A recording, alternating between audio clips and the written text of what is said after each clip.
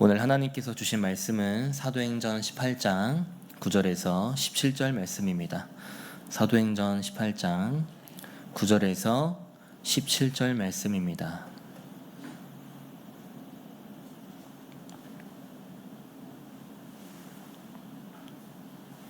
제가 봉독하겠습니다. 밤에 주께서 환상 가운데 바울에게 말씀하시되 두려워하지 말며 침묵하지 말고 말하라. 내가 너와 함께 있음에 어떤 사람도 너를 대적하여 해롭게 할 자가 없을 것이니 이는 이 성중에 내 백성이 많음이라 하시더라. 1년 6개월을 머물며 그들 가운데서 하나님의 말씀을 가르치니라. 갈리오가 아가야 총독되었을 때에 유대인이 일제히 일어나 바울을 대적하여 법정으로 데리고 가서 말하되 이 사람이 율법을 어기면서 하나님을 경외하라고 사람들을 권한다 하거늘 바울이 입을 열고자 할 때에 갈리오가 유대인들에게 이르되 너희 유대인들아 만일 이것이 무슨 부정한 일이나 불량한 행동이었으면 내가 너희 말을 들어주는 것이 옳거니와 만일 문제가 언어와 명칭과 너희 법에 관한 것이면 너희가 스스로 처리하라. 나는 이러한 일에 재판장 되기를 원하지 아니하노라 하고 그들을 법정에서 쫓아내니 모든 사람이 회당장 소스데네를 잡아 법정 앞에서 때리되 갈리오가 이 일을 상관하지 아니하니라. 아멘. 오늘도 이 새벽에 주님의 거룩한 성전으로 나오신 성도님들 그리고 7시에 온라인으로 함께 하시는 성도님들을 환영하고 축복합니다. 현존 하는 달리기 종목 중에서 그 거리가 가장 긴 종목은 마라톤입니다. 42.19km를 뛰어야 하는 거리죠. 마라톤은요, 지구력이 굉장히 중요한 종목입니다. 물론 지구력만 좋아서 할 수 있는 건 아니죠. 정신력 역시 마라톤에 있어서 굉장히 중요한 요소이기도 합니다. 그럼 현재 마라톤 종목에서 세계 신기록은 얼마나 될까요? 케냐의 엘리우드 킵초게라는 선수가 기록한 2시간 1분 9초 시간입니다. 지구력과 엄청난 정신력으로 버티고 달렸기 때문에 이런 좋은 기록을 세울 수 있었던 거죠. 저는 마라톤 선수들을 보면서 느꼈던 것은 고독하고 외로운 자신과의 싸움이라는 것을 많이 느끼곤 합니다. 42.19km의 장거리를 달린다는 것이 굉장히 어려운 일이기 때문이죠. 그럼에도 이 마라톤 선수들이 포기하지 않고 결승선을 통과할 수 있는 힘은 무엇일까요? 물론 개인의 지구력, 정신력이 있었기 때문에 그런 거겠지만 그들을 응원해주고 격려해주는 사람들이 있기 때문이기도 합니다. 달리면서 그 도로 옆에서 힘을 내라고 끝까지 포기하지 말라고 함께 응원하고 있다는 메시지가 그 고독하고 외롭게 뛰고 있는 선수들에게 전달되기 때문이라는 거예요. 저도 이제 논산훈련소에서 야간 행군을 할 때 마라톤만큼 긴 거리는 아니지만 20에서 30kg이 되는 군장을 메고 가니까 지구력과 정신력이 좋지 않고 집중하지 않으면 쓰러질 수도 있겠다라는 생각을 한 적이 있었습니다. 하지만 행군을 잘 마칠 수 있었던 이유는 앞에서 뒤에서 끝까지 해보자고 격려해주고 힘을 내자고 말해주는 동기들이 있었기 때문이었어요. 하나님께서 주신 사명을 감당할 때도 마찬가지라고 생각합니다. 지금 계속해서 저희들은 사도행전 말씀을 나누고 있는데요. 사도 바울이 정말 여러 지역을 돌아다니면서 복음을 전하잖아요. 사명을 감당하는 일이 사도 바울에게 있어서 행복하고 감사한 일이었습니다. 그런데 한편으로는 고독하고 외로웠을 것 같다는 생각도 하게 되더라고요. 만약 이 고독감과 외로움을 이기지 못해 사도 바울이 복음 전하는 그 사명을 애초에 포기했다면 오늘 저희가 살펴보려고 하는 본문의 내용은 달라졌을 수도 있을 것입니다. 그러나 사도 바울은 포기하지 않고 끝까지 복음 전하는 사명을 감당했어요. 특별히 오늘 본문을 통해서 사도 바울이 하나님께서 주신 사명을 끝까지 감당할 수 있었던 이유는 무엇인지 살펴보고 저희도 그 이유를 통해 힘을 얻어가는 귀한 시간이 되었으면 좋겠습니다. 오늘 본문의 배경은 사도 바울이 아덴, 즉 아테네를 떠나서 고린도에서 말씀을 전하고 있던 때인데요. 고린도는 아가야 지방의 수도입니다. 이전에 머물렀던 아덴이 철학과 예술의 중심지였다면 고린도는 상업과 무역의 중심지로 지중해의 무역권을 장악한 번영의 도시였죠. 그러나 고린도는 물질적으로 번영한 이상으로 도덕적 타락이 굉장히 심했던 지역이었습니다. 방탕하고 음란한 도시로도 유명했죠. 따라서 고린도는 다른 어떤 곳보다도 복음이 필요한 곳이었다는 겁니다. 이런 상황 속에서 사도 바울은 고린도로 오게 되었고요. 아굴라와 브리스길라 부부 실라와 디모데와 함께 연합하여 말씀을 전하고 실제로 많은 열매를 맺었다는 내용이 1절부터 8절까지 등장하고 있어요. 그리고 이어지는 오늘 본문 9절 말씀에는 이렇게 나와 있습니다. 밤에 주께서 환상 가운데 바울에게 말씀하시되 두려워하지 말며 침묵하지 말고 말하라. 문맥의 흐름을 보면요, 고린도에서 많은 사람들의 동역과 도움을 통해 열매를 맺었다는 내용이 나온 다음에 사도 바울이 환상 속에 주님이 나타나셔서 두려워하지 말고 침묵하지 말고 말하라 라고 말씀하신 겁니다. 일반적으로 많은 열매를 맺은 내용이 나오면 그 다음으로 이어지는 내용도 뭔가 그 사도 바울의 그 사역에 대한 이야기가 나와야 할 것만 같죠. 그런데 지금 뜬금없이 사도 바울의 환상 속에 주님이 나타나셔서 두려워하지 말고 침묵하지 말고 말하라 라는 장면이 나오고 있는 겁니다. 이 부분에서 저희가 던질 수 있는 질문은 왜 갑자기 사도 바울의 환상 이야기가 나오고 있는 것일까 라는 것입니다. 여러분, 고린도전서 2장 3절 말씀에서 사도 바울이 이렇게 고백한 적이 있었습니다. 제가 새번역 성경으로 읽어드릴게요. 잘 들어보세요. 내가 여러분과 함께 있을 때에 나는 약하였으며 두려워하였으며 무척 떨었습니다. 이 부분이 메시지 성경에서 뭐라고 나오고 있냐면, 더 솔직히 말씀드리면 나는 몹시도 두려웠습니다 라고 나와 있어요. 사도 바울도 두려웠다는 겁니다. 그렇다면 사도 바울은 왜 이렇게 강도 높은 표현을 사용하면서까지 자신의 두려운 상태를 나타냈던 이유는 무엇일까요? 사도 바울의 그 상황을 저희가 다시 한 번 더 기억을 해보면, 빌립보 감옥에 갇혔었고요, 베레아에서 추방되었습니다. 특히 고린도에 이르기 전에 아덴에서, 아까 제가 서두에서 말씀드렸던 것처럼 사도 바울 스스로가 엄청난 철학적 기운을 느꼈다는 거예요. 아덴의 보통 시민도 대단한 철학 이론으로 무장되어 있었습니다. 이런 분위기를 보면서 사도 바울은 자신도 모르게 이전에 갖고 있었던 철학적 태도가 나아버린 거예요. 십자가의 복음을 전하기보다 철학적 변론과 지식으로 그들을 감동시키려고 했습니다. 그래서 하루 종일 변론했고 토론했고 쟁론했다고 나와 있죠. 하지만 사도 바울은 아덴에 있는 철학자들에게 말쟁이, 수다쟁이라는 조롱을 듣게 됩니다. 그리고 고린도로 왔는데 고린도에서도 도덕적으로 타락한 모습을 보게 되니까 바울 자신을 엄청난 근심과 중압감에 자신이 빠져버렸다는 거예요. 이뿐만이 아니었습니다. 아까 읽었던 고린도전서 2장 3절 상반절이 이 메시지 성경에는 이렇게 나왔습니다. 나는 그 일을 어떻게 해야 하는지 자신이 없었고 내가 그 일에 적합하지 않다는 것을 절실히 느꼈습니다. 무슨 말일까요?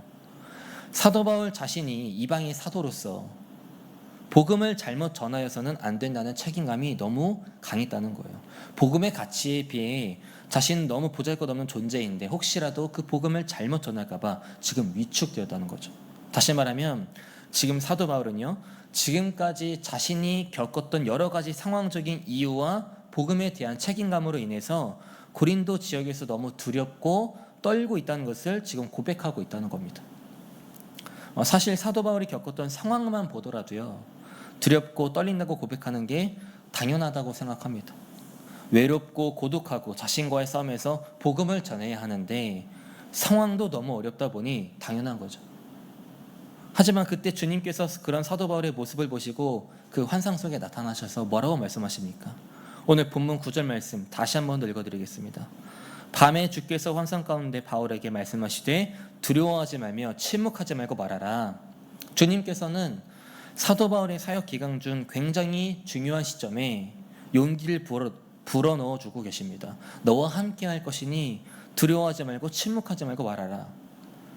아마 포기하고 싶은 심정도 많이 들었을 것입니다. 이제는 더 이상 고난과 고통을 겪기 싫다고, 이제는 생명의 위협을 더 이상 받기 싫다고 하나님을 향해 원망 섞인 말투로 고백할 수도 있었어요. 그러나 사도 바울이 나는 약하고 몹시 떨고 있습니다, 자신이 없고 내가 적합한 인물인지도 모르겠습니다 라고 고백할 때 마치 절벽에 서 있는 것만 같다는 느낌을 받았을 때 그때 주님께서는 사도 바울을 향해서 격려하고 계신다는 거예요.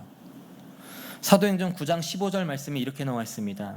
주께서 이르시되 가라, 이 사람은 내 이름을 이방인과 임금들과 이스라엘 자손들에게 전하기 위하여 택한 나의 그릇이라. 여기서 이 사람은 사도 바울을 말하는 거죠. 다시 말하면 주님께서는 사도 바울의 환상 속에 나타나셔서 격려해 주시고 용기를 불어넣어 주셨습니다. 그 이유가 뭐냐면 사도 바울이 이방인을 위한 그르심을 다시 한 번 더 재확인시켜 주시면서 너는 절대 혼자가 아니니 그 사명을 계속해서 이어나가라 라는 메시지를 전달하기 위함이라는 거예요. 11절 말씀입니다. 1년 6개월을 머물며 그들 가운데서 하나님의 말씀을 가르치니라. 주님이 지켜주시기에 두려워할 필요가 없었고요. 주님이 보내시기에 복음은 계속해서 전해야 하는 것입니다.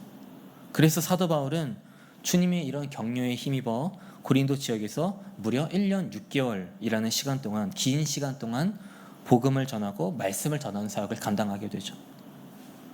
이처럼 사도 바울은요, 절벽 끝에 서 있는 것 같다는 느낌을 받았을 때 환상 속에서 주님의 격려를 듣게 되었습니다. 하지만 여전히 사도 바울을 향한 핍박과 박해는 계속되었어요. 특히 오늘 본문 12절부터 사도 바울이 고린도에 머무르고 있는 동안 대표적인 박해 사건이 기록되어 있습니다. 이 유대인들이 사도 바울을 고소하는 사건이 기록되어 있어요. 12절과 13절 말씀을 보시기 바랍니다.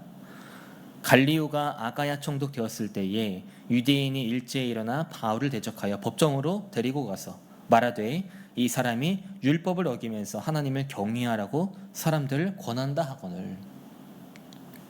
유대인들이 사도 바울을 고소했을 때의 상황은요, 이 갈리오라는 사람이 아가야의 총독으로 부임한 지 얼마 안 됐을 때입니다.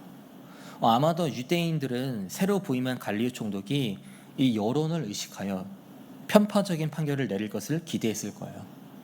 특히 유대인들이 사도 바울을 고소한 이유는 13절 말씀에서 율법이라고 나와 있는데요, 로마법을 말하는 겁니다. 다시 말하면 유대인들은 지금 사도 바울이 당시 로마법에 의해서 공인되지 못한 이 불법적 종교 유포 행위로 유대인들에게 고소되고 있다는 거예요. 유대인들이 이러한 이유로 바울을 고소할 수 있었던 것은 이 당시 로마법에서 로마 정부로부터 공인되지 않은 종교를 이 전하는 행위 자체가 불법으로 간주되고 있었기 때문이었습니다. 그러니까 유대인들은 이런 분위기라면 아마도 새로 부임한 총독도 어찌할 수 없을 것이라는 기대감이 있었다는 거죠. 그리고 유대인들이 사도 바울을 지금 어떤 식으로 몰아가고 있었냐면 13절 말씀에 사도 바울을 향해서 이 사람이 라고 말하고 있죠. 이 원어로는 후토스라는 표현인데요, 후토스라는 표현은 이 문장에서 생략이 되어도 되는 표현입니다. 그런데 굳이 후토스라는 표현을 사용한 것은 이 사도 바울을 굉장히 이 범죄자 같은 그런 이미지로 지목하는 동시에 비하하기 위해서 이런 표현이 쓰였다는 거예요. 즉 후토스라는 표현은 이 사람이라는 의미보다 이놈, 이 녀석이라는 의미로 볼 수 있다는 거죠. 뿐만 아니라 13절 마지막 부분에 권한다라는 표현이 있는데요, 이 표현 역시 원어로는 악을 행하도록 부추기다, 선동하다라는 의미를 지니고 있습니다. 그러니까 지금 유대인들은 이 녀석은 하나님을 섬기라고 선동하고 있습니다 라고 말하면서 사도 바울을 굉장히 좀 선동자라는 이미지로 몰아가고 있다는 거예요. 그런데 여기서 재미있는 것은 이 유대인들의 기대감과는 다르게 그 기대감이 무너지는 장면이 있습니다. 14절과 15절 말씀 보시기 바랍니다. 제가 세번역 성경으로 읽어드릴게요. 바울이 막 입을 열려고 할 때에 갈리오가 유대 사람에게 말하였다. 유대 사람 여러분, 사건이 무슨 범죄나 악행에 관련된 일이면 내가 여러분의 송사를 들어주는 것이 마땅할 것이요. 그러나 문제가 언어와 명칭과 여러분의 율법에 관련된 것이면 여러분이 스스로 알아서 처리하시오. 나는 이런 일에 재판관이 되고 싶지 않소. 무슨 말일까요? 막 부임한 총독이었던 갈리오는 자신이 판단하기에 바울에 대한 고소가 단지 유대교 내의 문제일 뿐 로마법에 해당되는 일로 여기지 않아서 이 유대인들의 소송 자체를 지금 기각시켰다는 겁니다. 유대인들의 입장에서는 갈리오 총독의 결정이 매우 실망스럽고 화가 나는 결정이었겠죠. 심지어 갈리오 총독은 이 유대인들을요, 법정에서 쫓아내기까지 합니다. 그러니 이들의 입장이 어떻겠습니까? 사회적인 분위기와는 전혀 다른 결정을 내렸기 때문에 유대인들뿐만 아니라 그 재판을 보고 있었던 모든 사람들이 같은 마음이었을 거예요. 그래서 17절 말씀에 나오는 것처럼 이 소스데네라는 회당장을 잡아서 화풀이를 하게 되죠. 그러나 갈리오 총독은요, 그 모습을 보고도 꿈쩍도 하지 않았습니다. 여러분, 그렇다면 저희들은 이 갈리오 총독의 결정을 어떤 식으로 좀 바라봐야 될까요? 오늘 본문의 흐름을 보면요, 사도 바울은 자신의 약함과 두려움을 고백했습니다. 자신이 복음을 전하는 일에 있어서 적합한 인물인지 혼란스러워했어요. 그러나 그때 주님께서는 혼자가 아니라고, 함께 하겠다고, 두려워하지 말라고 용기를 불어 넣어 주셨습니다. 그리고 나서 일어난 사건이 유대인들의 고소 사건이고 그 결과는 기각이었습니다. 물론 갈리오 총독이 유대인들의 고소를 기각시켰다고 해서 사도 바울을 옹호했다고 볼 수는 없을 것입니다. 그러나 이 갈리오 총독의 기각으로 인해서 저희들이 생각해야 될 것은, 사도 바울은 이 결정 때문에 한동안 로마법의 제약을 받지 않고 자유롭게 복음을 전할 수 있게 되는 아주 중요한 의의를 지니게 되었다는 거예요. 다시 말하면 주님의 그릇으로 사도 바울을 사용하시기 위해 어떻게든 이방인들에게 복음 전하는 일을 이루시려는 하나님의 섭리가 들어있다고 바라봐야 된다는 것입니다. 이런 하나님의 섭리 가운데 사도 바울은 계속되는 박해가 있었음에도 불구하고 목숨 다하는 그날까지 복음을 전했죠. 결국 저희들이 오늘 말씀을 통해서 기억해야 될 것은, 사도 바울은 절대 혼자가 아니었다는 것입니다. 외로움을 느꼈고 고독함을 느꼈고 두려워하며 떨고 있다고 고백하는 그 사도 바울의 삶 속에, 자신이 정말 적합한 사람인지 혼란스러워하는 그 사도 바울의 삶 속에 하나님께서는 함께 하셨고 두려워하지 말라고, 침묵하지 말고 복음을 전하라고 말씀하셨어요. 오늘 함께 불렀던 찬송가 447장 가사를 보면요, 이런 가사가 있습니다. 주 나와 함께하면 전쟁도 겁없고 주 나를 인도하면 늘 안심하리라. 저희들의 삶 속에서도 하나님께서 맡기신 사명들이 있습니다. 우리의 이웃들에게, 세상 사람들에게 복음 전하라는 사명이 있어요. 그러나 그 과정 속에 때로는 사도 바울이 고백했던 것처럼 저희들도 두렵고 떨리고 내가 정말 이 복음 전하는 사명에 적합한 사람인지 외로움과 고독함을 느낄 때가 있습니다. 그런데 그때 하나님께서는요, 사도 바울에게 말씀하셨던 것처럼 저희들에게 분명히 동일하게 말씀하십니다. 넌 혼자가 아니다.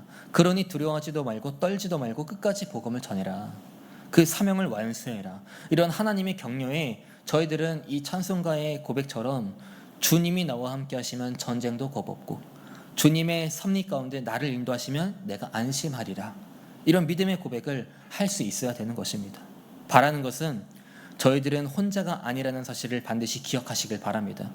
상황이 어렵고 힘든 순간을 맞이할 때도 있겠지만 하나님께서는 저희들과 함께 하신다는 말씀을 하셨어요. 그 말씀을 붙잡고 언제나 담대하게 복음을 전하고 주님께서 주신 사명을 끝까지 감당하는 저와 여러분이 되시기를 주님의 이름으로 축복합니다. 기도하겠습니다.